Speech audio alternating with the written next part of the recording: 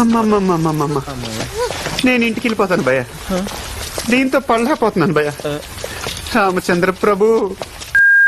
Marco ఏం సినిమారా బాబు, చుక్కలు చూసే థియేటర్లో. నేనైతే ఏదో యాక్షన్ మూవీ కదా అని వెళ్తే ఆల్మోస్ట్ నా సావుకి వచ్చింది. హాస్పిటల్లో అడ్మిట్ అయితే ఎవరు రెస్పాన్సిబిలిటీ? మధ్యలో లేచి వెళ్ళిపోదామంటే గేట్లు వేసి పారదొబ్బారు అక్కడ. ఇక ఏం చేయలేక గుండె రాయి చేసుకుని చూడాల్సి వచ్చింది. కానీ మార్కో ఆ గుండెనే తీసేశాడు. గుండె ఒకటే అనుకుంటే బ్రెయిన్ దొబ్బి పిచ్చెక్కి ఆల్మోస్ట్ డెడ్ పక్క అన్నమాట. మూవీ ప్లాట్ ఏంటంటే ఏమీ లేదు. ఇప్పుడు యాక్షన్ ఎలా అయినా మొదలవచ్చు, ఈగో వల్ల అయినా, అనవసరంగా ఎవరినైనా గెలకడం వల్ల అయినా. కానీ ఇక్కడ ఫ్యామిలీతో ఉంటుంది. ఫ్యామిలీలో ఒకరిని చంపేస్తే తర్వాత రివెంజ్తో మూవీ ఉంటుంది. సింపుల్గా చెప్పాలంటే రివెంజ్ స్టోరీ అన్నమాట. ఫస్ట్ యాక్షన్ ఎక్కడ స్టార్ట్ అయింది కంటే దాన్ని ఎలా డెవలప్ చేశారు, ఎలా రాశారనేదే మెయిన్. కానీ ఇక్కడ ఇష్టం వచ్చినట్టు రాసి ఇష్టం వచ్చినట్టు తీసి మనం మొక్కన కొట్టారు. రైటింగ్ అయితే అస్సలు బాగాలేదు. అయినా అదేం రైటింగ్ రా బాబు, ఏం దిక్కుమాన రైటింగ్ ఏంటో. ఇక యాక్షన్ విషయానికి వస్తే బొక్కలా ఉంది. యాక్షన్ అయితే పరమ చండలంగా ఉంది. ఒక్క చోట కూడా యాక్షన్ నచ్చలేదు నాకు. దీన్ని కూడా యాక్షన్ అంటారా అండి, లాజిక్ లేకుండా?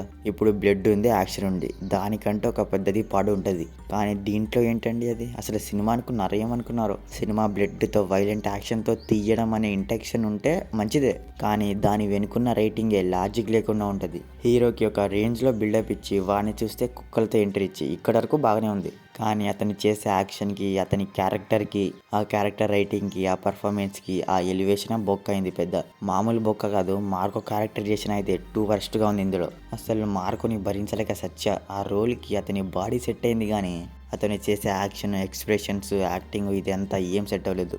అసలు ఏం సంబంధమే ఉండదన్నమాట.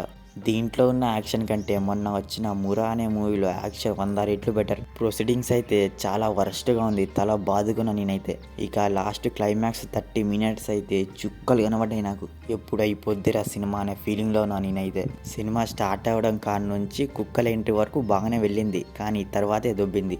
మార్కో ఎప్పుడైతే వచ్చాడో సగం దొబ్బింది. అతని క్యారెక్టరేషన్ వల్ల ఇంకా దొబ్బింది. అతని వల్ల మొత్తమే దొబ్బింది. అతని క్యారెక్టర్కి అయితే ఒక దండం అన్నమాట. అన్ని ఇంజురీస్ అయినా, అన్ని దెబ్బలు తాకిన, ఒక్క స్టిచ్చెస్ కూడా వేసుకోకుండా కత్తితో దౌడాలలో పొడిచిన విలన్. ఇంత జరిగినా ఏం తెలియకుండా జస్ట్ హెయిర్ కట్ చేసుకొని మళ్ళీ కొట్టడానికి వెళ్ళిపోతాడు. ఇదేదో అక్కడే చేస్తే ఫ్యామిలీలో ఒక్కరైనా బతికేవాళ్ళుగా. ఇదేదో కావాలనే విలన్ అందరినీ చంపేవారు కాగి తర్వాత మళ్ళీ కొట్టడానికి వెళ్దాం, దాంతో ఎండు చేస్తారట. ఏం రైటింగో ఏంటో. కనీసం జాన్విక్ అయినా 2 స్టిచ్చెస్ వేసుకొని 1 గంట రెస్ట్ తీసుకొని వెళ్తాడు. కానీ ఇక్కడ మార్కో అయితే అసలే ఆగేదేలే. విలన్స్ వస్తాడు, హీరో కొడతాడు, విలన్స్ వస్తారు, హీరో కొడతాడు, గ్యాప్ లేకుండా. పర్ఫార్మెన్స్ విషయానికి వస్తే పెద్దగా ఏం లేదు. యాక్టింగ్ అయితే చాలా వరకు ఆర్టిఫిషియల్గానే ఉంది. యాక్షన్ కూడా పెద్దగా ఏం లేదు, బాడీ ఉంది అంతే. యాక్షన్ అతనికి సెట్ అవ్వలేదా, అతని యాక్షన్కి సెట్ కాడా అనేది నాకు అర్థం కాలేదు. ఇక రిమైనింగ్ ఆల్ డీసెంట్. ఈ టోటల్ మూవీ మొత్తంలో ప్లస్ పాయింట్ ఏంటి అంటే బీజిఎం బాగుంది, సాంగ్స్ బాగాలేవు. ఫైనల్లీ సినిమా చూడడానికే డబ్బులు కాదు, హాస్పిటల్కి కూడా డబ్బు ఉంటేనే పోండి సినిమాకి. సో ఇది మరి మార్కో మూవీ రివ్యూ గురించి. మరి సినిమా చూసాక మీకేమనిపించింది అనేది మా కామెంట్ సెక్షన్లో షేర్ చేసుకోవడం మాత్రం మర్చిపోకండి.